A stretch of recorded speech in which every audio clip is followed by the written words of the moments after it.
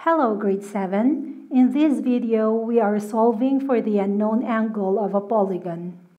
Now let's have the first problem. Find the measure of the interior angle of a quadrilateral whose three interior angles are 50 degrees, 76 degrees, and 125 degrees.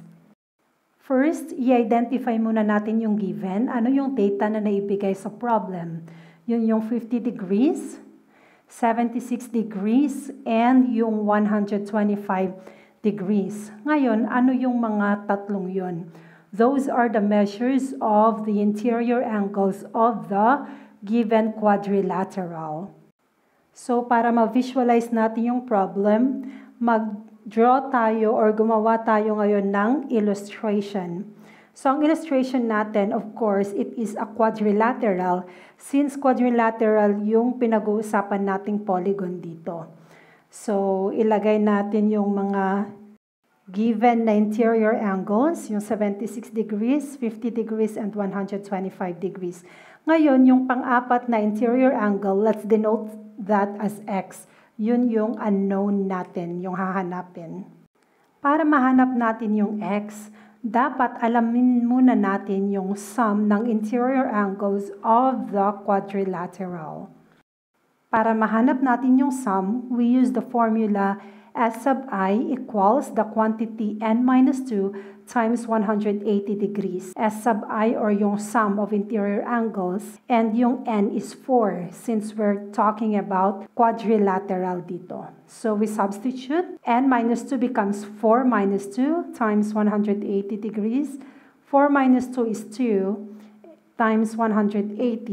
That is 360 degrees. The sum therefore is 360 degrees.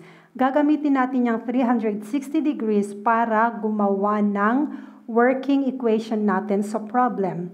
Our working equation now is 76 degrees plus 50 degrees plus 125 degrees plus x equals 360 degrees. Now, we manipulate the equation. I-add muna natin yung tatlo, 76 plus 150 plus 125 is 251. Then, i-copy natin yung plus x equals 360. Then, we do the addition property of equality. Pag-shortcut na tayo dito. So, yung 251, ima-minus natin siya sa 360 degrees. 360 minus 251. So, x therefore equals 109 degrees. Ang final answer natin is the measure of the interior angle of a quadrilateral is 109 degrees. Now, let's have problem number 2. Find the value of x. Refer to the figure given below. So, tingnan muna natin kung ano yung given sa yung mga angles na may parang boxes. Ibig sabihin, right angles yung mga yan.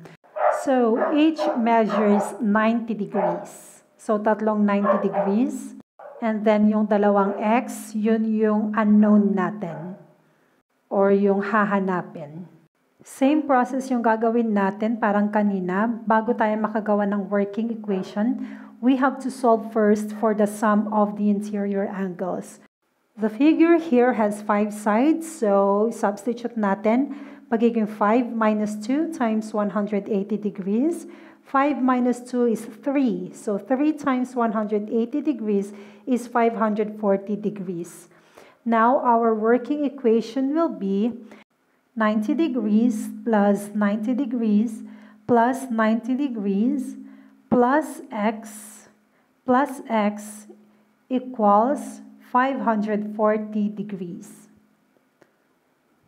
We now work on the equation. 90 plus 90 plus 90 is 270 degrees plus 2x equals yan, equals 540 degrees. Addition property of equality na naman tayo. So, may iwan sa left side si 2x equals 540 degrees minus 270 degrees. 2x equals 540 minus 270 is 270 degrees. Dapat si x lang ang matira sa kabila, so we divide both sides by 2. 2 divided by 2 is 1, so magiging 1x or simply x na lang ang isusulat. 270 divided by 2 is 135. Final answer, the value of x is 135 degrees.